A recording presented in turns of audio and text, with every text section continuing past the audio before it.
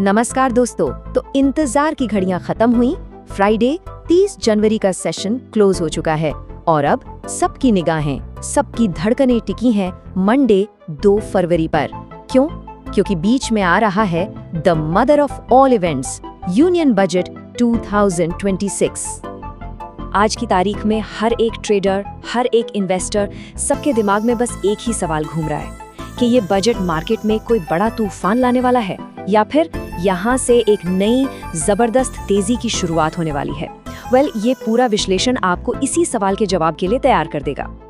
तो ये रहा हमारा मास्टर प्लान। सबसे पहले हम समझेंगे कि बजट से ठीक पहले मार्केट इतना नर्वस क्यों है। फिर हम देखेंगे कि मंडे के लिए हमारा निफ्टी का एक्शन प्लान क्या होना चाहिए। इसके बाद मैं आपको वो 5 ब्रेकआउट स्टॉक्स बताऊंगी जो मेरी वॉच लिस्ट पर टॉप पर हैं। हम निफ्टी के टेक्निकल लेवल्स को भी गहराई से समझेंगे। और हाँ, आखिर में जो लोग हाई रिस्क लेना पसंद करते हैं उनके लिए एक zero to hero option state भी है। तो चलिए शुरुआत करते हैं पहले पॉइंट से। फ्राइडे को मार्केट का जो माहौल था ना, वो बिल्कुल तूफान के पहले की शांति जैसा था। ट्रेडर्स में एक अजीब सी घबराहट, एक बेचैनी साफ दिख रही थी। अब देखिए, ये जो डेटा है ना, ये अपने आप में एक कहानी कह रहा है। निफ्टी पूरे दिन 25,300 के आसपास स्ट्रगल करता रहा। मेटल्स और आईटी जैसे सेक्टर्स में जबरदस्त प्रॉफिट बुकिंग आई। इसका सीधा सीधा मतलब क्या है? इसका मतलब ये है कि जो बड़े खिलाड़ी हैं, जो FIIs हैं, वो बजट जैसे बड़े इवेंट से पहले कोई रिस्क नहीं लेना चाहते। वो अपनी पोजीशंस हल्की करके साइडलाइन पर बैठ गए हैं। हाँ, एक अच्छी बात ये रही कि हमारे घरेलू खिलाड़ी यानी DIIs लगातार खरीदारी करके बाजार को थामे हुए हैं। अब बात करते हैं सबसे जरूरी चीज की, मंडे को हमारा एक्शन प्लान क्या होगा। एक बात हमेशा याद रखिएगा, बजट के दिन इमोशंस पर नहीं, सिर्फ और सिर्फ लेवल्स पर ट्रेड होता है। देखिए, मंडे को मार्केट के पास 2 ही रास्ते होंगे।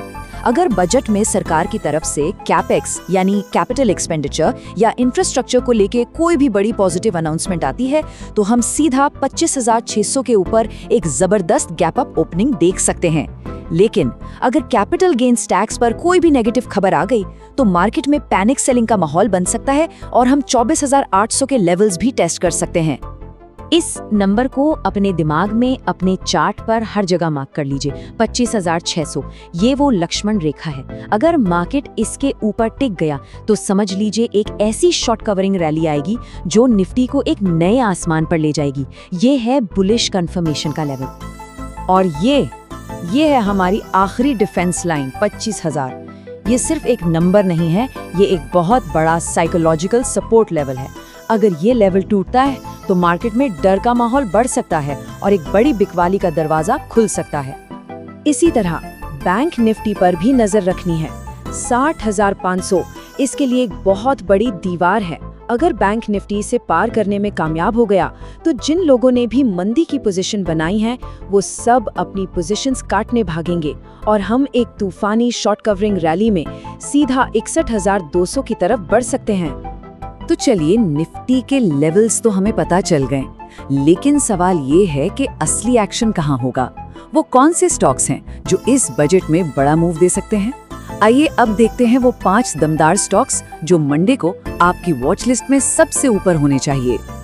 हमारी लिस्ट में पहला और सबसे सॉलिड दावेदार है कोल इंडिया। देखिए, अगर बजट में पावर और इंफ्रास्ट्रक्चर सेक्टर को लेकर जरा सी भी अच्छी खबर आती है ना, तो इस स्टॉक को सीधा फायदा मिलेगा। ये हमारी पहली स्टार पिक है, ध्यान रखिएगा। अब इसका टेक्निकल कारण भी समझ लीजिए। कोल इंडिया ने डेली चार्ट्स पर एक जबरदस्त बुलिश फ्लैग पैटर्न का ब्रेकआउट दिया है और वो भी अच्छे खासे वॉल्यूम के साथ। हमारा प्लान सिंपल है, 445 के ऊपर खरीदेंगे, 432 का एक सख्त स्टॉप लॉस लगाएंगे और हमारा पहला टारगेट होगा 475 से 480 का। अगला स्टॉक है जिंदल स्टील।